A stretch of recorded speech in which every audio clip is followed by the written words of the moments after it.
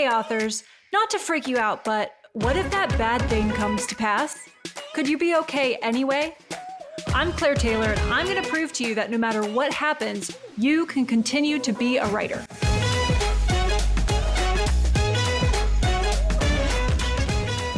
Welcome back to another episode of What If for Authors.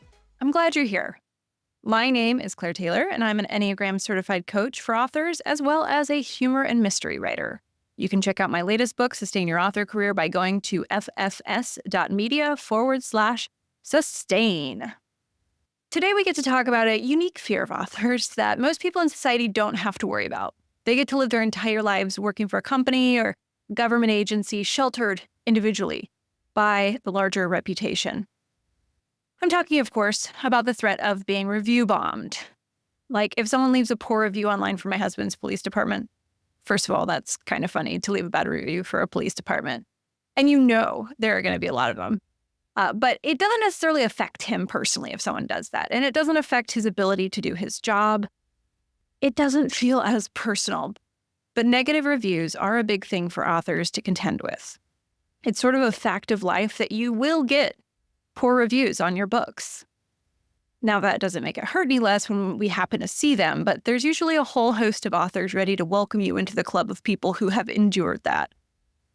You've probably heard it reframed as something like, that's how you know you're starting to get your books out to a broader audience, when you get 1- and 2-star reviews coming in.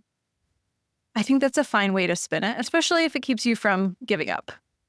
And ultimately, we can't control how other people feel about the work that we produce. We can't even control if we offend other people. Whether or not someone gets offended is totally their decision. So yeah, poor reviews are a big part of author life, and from what I've found, people can generally get over this initial pain without too much trouble. Of course, it's much easier to do that if a single bad review doesn't tank your overall average for your book. Now, that does sometimes happen in the early days of a release. So maybe one of your review team members is actually kind of a shitty person and leaves you a 1-star review on launch day. And yeah, I'm being really judgmental about that because it's well within their right to not like your book, but why the fuck are they on your review team if that's the case? Anyone with common decency would at least wait a few days if they knew they were going to leave a 1-star review so that it didn't ruin your momentum. Not to mention your mood on launch day. If this sounds like a little bit of a personal vendetta I have going on, yeah. I had that happen to me with a reviewer on my team, and she was very good about leaving her review on review day, which is great. She was even the first one to do it. Anyway, grudges aside, which you're welcome to hold on to for as long as you want, just, try and keep them private or at least leave the person's name out. That's probably wisdom right there. But negative reviews can really put us in a tough place and start to affect our overall rating on our book.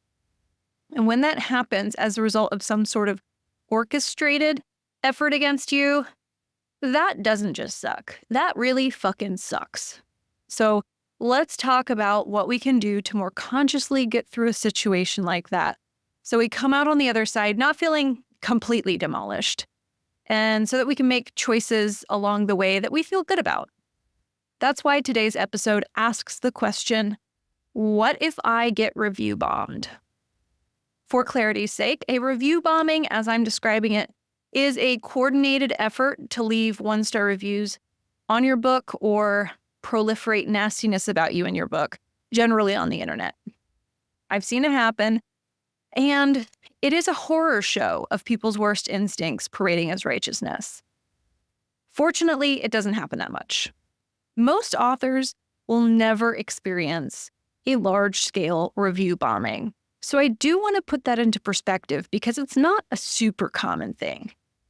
There's certainly a bias that our brain can slip into, though, because when we see it happening in those few times that it does, when we see that internet pylon getting started or that post of a desperate author saying, what do I do? We can let our empathy inflate the likelihood of it happening based on the intensity of the emotion that we're witnessing. Even if you're not an empathetic person, viewing one of these orchestrated review bombings from afar will likely make you put yourself in that author's position and vicariously experience some of the horror the shame, the powerlessness that they're likely experiencing being on the receiving end of that. Now, even if something doesn't happen frequently, if the fallout of it would be that intense, our brain will say, to hell with probabilities. If there's any chance that this could happen to me, I need to stay on guard for it. That fear can really set up shop in the back of our minds and add to the general ambiance of anxiety when we're about to publish a book. Even if the book we're about to publish is as non-confrontational and non-controversial as a book can be, and we don't have any known enemies to speak of, that fear can still hover over us and suddenly remind us that at any moment, our book could be review bombed, and there's nothing we could do about it. So yeah, there's a sort of powerlessness here in the fear that is terrifying. You can't control what other people do. Even our influence over others is fairly limited. And it's not super fun to look at the fact that we can't control life to the extent that we could somehow guarantee will never be review bombed. Accepting that lack of control is just a scary thing for humans to look at. But it's important to notice if this fear is taking up residence in our hearts and minds and bodies, because statistically speaking, it probably will not happen to you. And if it does, you didn't actually have control over it in the first place. So that's not to freak you out. But as you'll see, accepting what you can and can't control here is key in getting through something like this. Anxiety tends to be a pattern that arises from the belief that we could prepare enough so that something that might hurt us will either be prevented or won't hurt as much if it happens. I think of anxiety as a call to action. So if you're feeling anxious about something, it can be really useful to ask what that anxiety is calling you to do. It may be calling you to over-prepare beyond what's even useful and reasonable. It may be calling for you to try to threaten or control others. It may be calling you to be small and stay out of the way with the belief that doing so will protect you. It may be asking you to have your hands in a lot of different projects at once so that if one of them goes south, you can bounce immediately. Not all of the actions our anxiety calls us to take are productive or realistic or wise. But only once we pull that anxiety out of the back of our minds into our conscious brain and give it some sort of form so that it stops being this nebulous fear, can we start to really use our powers of discernment to see what it's calling us to do and if that's something we want to spend our lives doing, or if it's something that would just give us the temporary illusion of control but not actually protect us from the pain we're trying to avoid. If you're experiencing anxiety about review bombing, let's call out that anxiety and see what it thinks you should do. Maybe there's nothing to do because the anxiety is hoping there's a way you'll feel nothing when people gang up on you, that it can prepare you, run through so many different possibilities that you'll feel nothing, that it won't hurt you. So feeling nothing when a whole bunch of people scheme and gang up on you is actually a concerning reaction when you think about it. I'm sure many of us would like to believe we could muster up some defiance and shrug it off. But I think if you told a therapist that it didn't bother you to have a bunch of people coordinate and come after your business through reviews, trying to take your book out at the knees and make you feel like shit, any therapist worth a damn would give you that little eyebrow raise and say something like, that's interesting.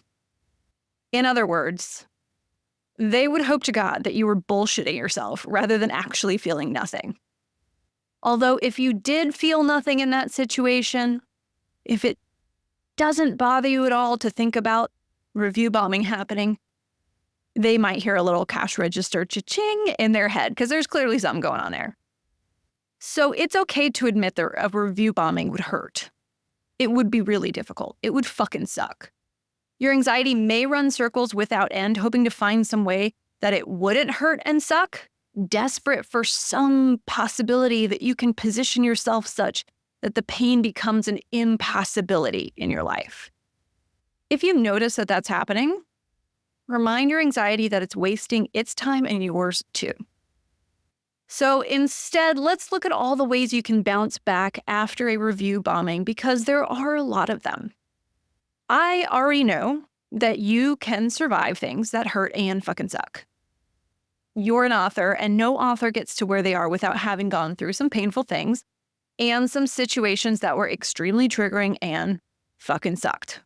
I'm going to be saying that a lot this episode because of the topic. So I know you can do that. And if you don't know that you can do that, then I recommend doing a quick reflection on your life and bringing to your awareness some of those times when you did do that. You may not have known how you got through those rough times, but you got through them. You're already resilient to that sort of thing. You can deal with pain. So maybe it wasn't the specific situation, like review bombing, but you've probably experienced something kind of like it with the same set of emotions before. So maybe it was like middle school and all your friends decided to gang up on you for no clear reason.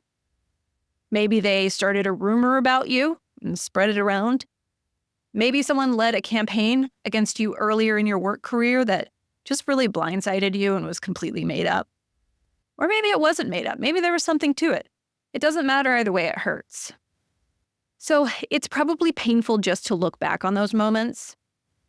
But we can do a really kind thing for ourselves by shifting our attention just a little bit forward on that timeline toward how we got back up when those things happened. The more you can reinforce your internal belief that you have resilience and use evidence from your past to show that, the more you can have faith that whatever happens, you can get to the other side of it and rebound. Developing that sense of faith in your ability to be resilient in the face of extremely painful things that you can't control, it's like taking a broom to a bunch of cobwebs. You just clear that anxiety out of there. And when you start to feel it creeping up again, you can just remind yourself, I've done this once, I can do it again. I may not know exactly how I'll do it, but I know that I will. So let's walk through a scenario. We'll explore some of the thoughts, emotions, and physical sensations of that process of being review bombed from a distance, from the perspective of our presently calm and safe minds. We're going to activate the wisdom, common sense, and compassion that you have available to you right now while listening to this podcast when you're in what is sometimes called the window of mindfulness opportunity. The window of mindfulness opportunity is when we're not in a hypo-aroused or hyper-aroused state. In other words, we're not feeling like there's an immediate threat. Now, listening to this scenario may make your heart rate go up. So if you notice that happening, take a couple of deep breaths in through your belly, breathing in and out through your nose, and that'll help bring you back down into that window of mindfulness opportunity, or back up into it. So hyperarousal is that agitated state that we tend to associate with being anxious or hypervigilant. And then hypoarousal is similarly an unproductive state, but it looks more like checking out, becoming non-dissociating, or feeling your energy draining from you. There's no better or worse one to move into, but it can be interesting to notice when we go to one or the other, because we may not go to the same one every time. But if you imagine hyperarousal being above the window of mindfulness opportunity and hypoarousal being below that window, then that can kind of give you a visual. And if this whole topic piques your interest at all, there's a book called Unshakable by Joanne Rosen that's all about trauma-informed mindfulness, where she lays this concept out more fully. Okay, so let's walk through this scenario. I'll pretend I'm the author, and as I talk us through this, just remember that I'm actually fine. Okay? If you are very empathetic, just remember that I'm fine. The third book of my new series is releasing today. Okay? We're starting this scenario. I already had it up for pre-order, and it had a few hundred pre-orders on it. I sent it out to my review team 2 weeks ago. My review team consists of 150 people. I'm excited to see that big number of sales on my dashboard. So I jump out of bed in the morning when my alarm goes off. I grab my coffee and I head to the computer. Hey, I've made over $1,000 off the sales of that book today. Things are looking great. But if I've sold this many books, I wonder what my rank is. I skedaddle on over to Amazon to find my book sales page and look up the rank. And when I get there, I see that my book already has 78 reviews. and only a 2.5 average rating. What the fuck? So let's stop here for a second because I think it's important to note that different people are going to experience different emotions at this point. Will this author feel rage, panic, shame? That really depends on the person, but it's interesting to ask ourselves what the emotion would likely be for us. Personally, I would probably feel like I was physically hit by a truck, and I think my brain would get very fuzzy immediately. I wouldn't be able to even access a particular emotion right away in this situation. But you may have a completely different reaction in this scenario, and whatever it is, it's okay to just let it be that. There's no better or worse way to be blindsided. So our judgment of our reaction is not really useful here. You'll actually do yourself a huge favor if you can be honest about how messy the initial response might be for you. Again, it's not necessarily impressive to believe it wouldn't bother you. So try to observe yourself in this moment as you visualize being blindsided in that way. Observe the emotions rather than feeling them, if you can. Observe the thoughts rather than believing them. And observe the physical sensations without becoming them. Let's talk about how we get through this awful initial moment that we're observing together. I'll be the author again. So my brain stops being quite so fuzzy. And instead of everything blurring together, now I'm starting to get tunnel vision. This takes the form of determination to get to the bottom of what the fuck is going on and hopefully put a stop to it.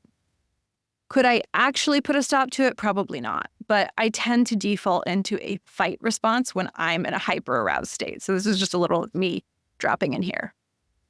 So maybe I start by digging into the one-star reviews and notice a trend. All of the negative reviews seem to be aimed at my personal politics rather than anything associated with the book. And I'm just pulling this example because it has happened to me. People have given my books one-star reviews because they discovered multiple books in that I wasn't a fan of Trump. I don't know how you read through 4-5 books of a series called like Jessica Christ, which is clearly a feminist critique on patriarchal structures, and somehow think I might be pro-Trump. But listen, some people are a little dense. I'm sure they have other gifts to bring to the world. Anyway, let's say I look at the reviews and they're aimed at my politics. For me, I would feel slightly less insecure, but possibly more angry. So this hypothetical author might not turn to anger as quickly as I would in this scenario. It may make them wonder what else these people are going to coordinate against them. That could be scary. I've done a lot of work to accept that I'll likely die at the hands of a man, considering how I act in the structures that I live in. But not everyone has. And that's okay. So if this idea that there are a bunch of people out there to get you freaks you out, that's totally understandable. Totally. Or maybe you're feeling shame and regret and you're angry at yourself for publishing something that could be controversial. Or maybe you said something politically controversial in public at some point or on social media. Whatever your emotions are in this moment, now that you understand the sentiment that led to this pile-on, the best thing you can do for yourself, if possible, is to start to notice that you are in a state of really high emotion. If you can name some of the emotions, you've got your foot in the door to bring yourself back into the driver's seat here. And if you can remember listening to me in this podcast episode, here's a crucial piece of advice. Relocate yourself to somewhere that calms you. Ideally out of the reach of a device connected to the internet. And I think you know why. This review bombing will feel like an urgent crisis, but you're not ready to handle it until you can regulate your thoughts, emotions, and sensations at least a little bit.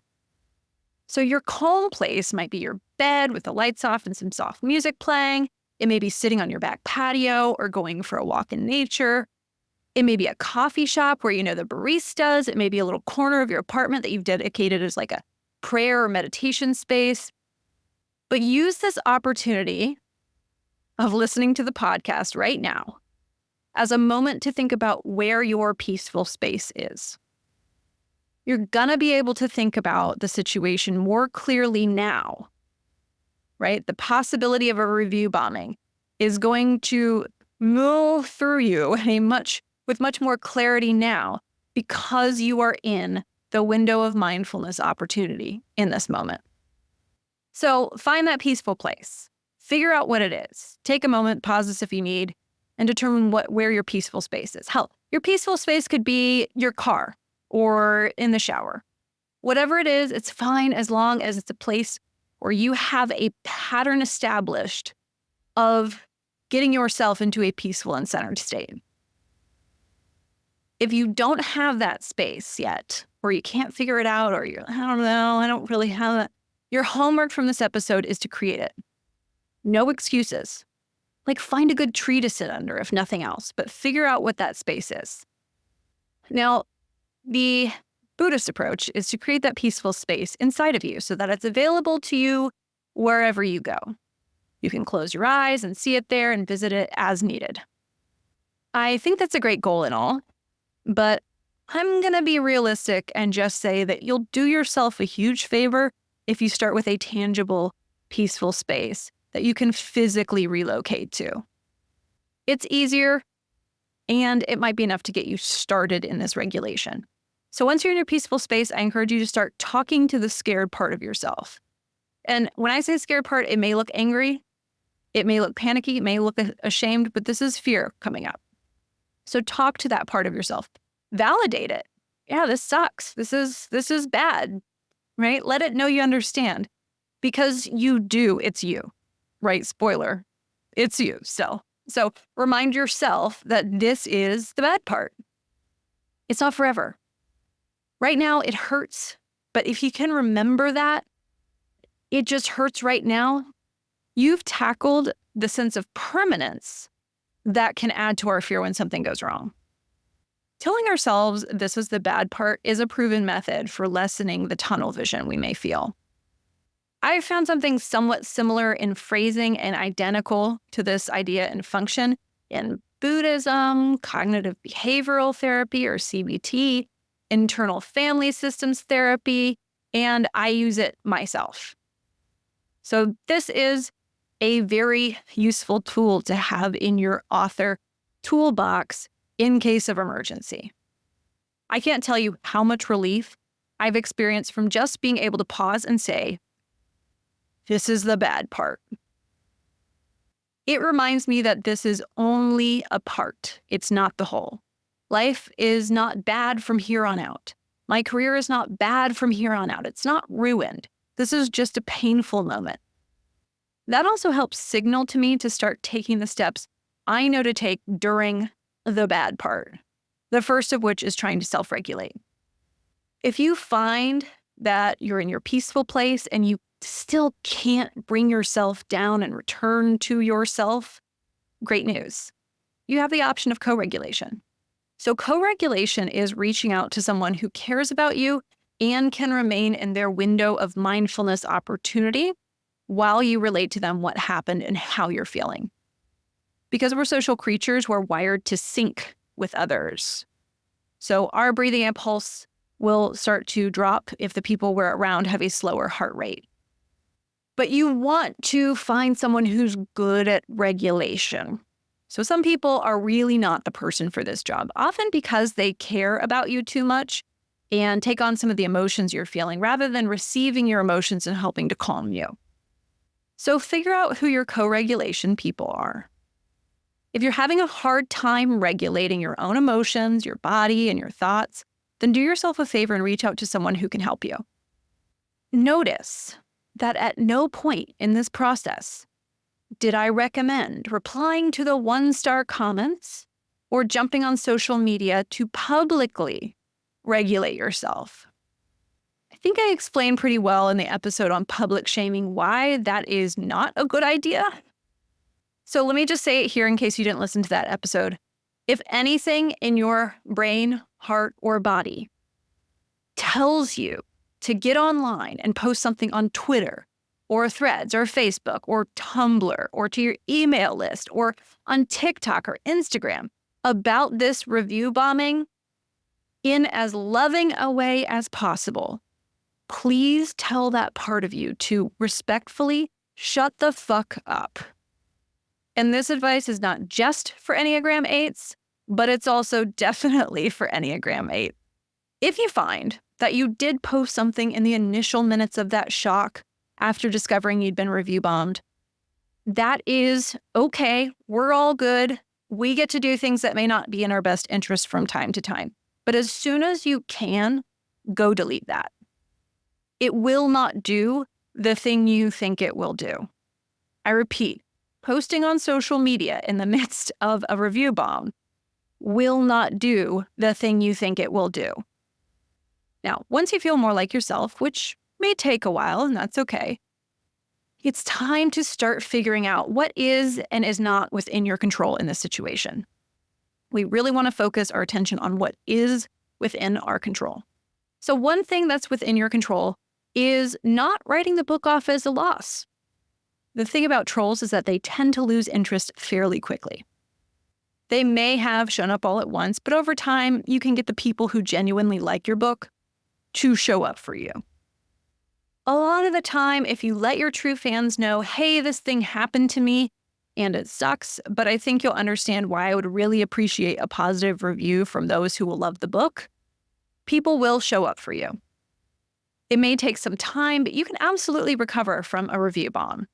I need you to hear that. So I'll say it again. You and your book can recover and go on to live a long and healthy life after a review bomb.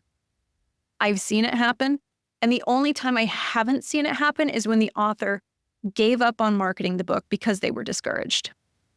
If you don't have the emotional energy to push the boulder up the hill right now, if it's still too painful for you to even think about that book, that's perfectly understandable. And it's a perfectly fine place to be. You're absolutely free to step away from the whole situation for a while. And sometimes that's the best idea. If you do that, though, I would still encourage you to talk to someone who can give you perspective and guide you through some of the feelings of shame, anger, and powerlessness you're experiencing. You're not obligated to ever return to that book and try to dig it out of the hole. But you do deserve to not carry those feelings around with you. So there may be some people listening who are hungry for me to do some sort of Enneagram type breakdown of what to do if you're review bombed based on type.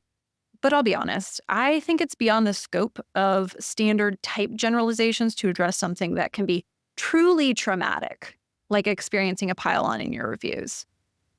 I don't know if you caught it when I was describing what it would feel like for me in my body, mind, and heart to log on release day and see that there had been some sort of coordinated effort to stop my book from having success. I described the body feeling like it was hit by a truck. The brain, my brain would be foggy, the heart center absolutely numb and not showing up. So that's what happens to me in traumatic events. That's a description of a trauma response, really. That's why your reaction may be completely different and unpredictable. Trauma is a very complex and individualized experience that takes a lot of personal history into account. Now, after that initial moment, you may be more likely to focus your emotions into panic if you're a 5, 6, or 7, shame if you're a 2, 3, or 4, or anger if you're an 8, 9, or 1, just based on the way that the triads shake out. But as much as I think that's a helpful thing to ask yourself if you're falling into a pattern, I also don't want you to feel like you should be feeling a particular way based on your type. The important thing here is to simply ask yourself how you're feeling and accept that that is how you're feeling. Just observe it if you can. In other words, let's not have feelings about our feelings. So what happens next? What happens once you've experienced a review bomb and managed to get yourself back into that window of mindfulness opportunity? The truth is, you have all kinds of good options. So I've gotten some truly deranged reviews on my books, and I've reported them to retailers, asking them to take it down because it wasn't reflective or even related to the product. And yes, even Amazon has indulged me in this a handful of times. If someone simply doesn't like your book, then retailers won't take that down. But that's not really the problem we're looking at here, right? Something else you can do is, just like I said earlier, rally support. And we're not rallying it for an attack on someone else. We're just rallying support for ourselves. So if you have a large group of haters, you probably also have a large group of fans. Many of those fans may have never left a review in their life because that's just not part of their consumer habits. It happens. But if you let them know how impactful their positive review would be for you, most of your fans would be more than happy to show up for you in that way. When that does happen, make sure you bring your attention to it. Don't let the negativity bias only allow you to see the people who attacked you. It's crucial for our well-being that we can bring as much of our attention toward the people who show up for us as the people who come after us. So that's where you'll find the courage to keep going, to keep writing books and publishing them, and to keep nurturing your fan base, not because it's strategically useful, but because you feel genuine love and gratitude for the people who showed up for you during the bad part when they didn't have to. They don't have to, but they did. So humanity, can be cruel. And it can also be wonderful. Both of those things can be true at the same time. But it's up to us to bring our attention toward the good, because the bad is pretty easy to notice. It's low-hanging fruit. Deep cynicism shows a lack of this mindful approach. And it's a sort of easy default thing to fall toward. But being able to recognize the ugly part and find ways to return to ourselves and intentionally turn our attention toward the possibility of the beautiful part is one of the most inspiringly wonderful things that a human can do. So I want that for you. And I know it's possible. And if you ever feel like nobody's showing up for you, I hope you'll remember that I'm here and I really am rooting for you. Your career is worth the courage to get through to the other side of the bad part and to bounce back. So to answer the question of what if my book gets review bombed, I'll say that it's unlikely this will ever happen to you. But if it does, you now have a few tools and steps to get you out of the initial shock of it, like finding a peaceful place and reaching out to someone who can help you regulate. You know what not to do, posting online when you're still very much in the thick of the experience.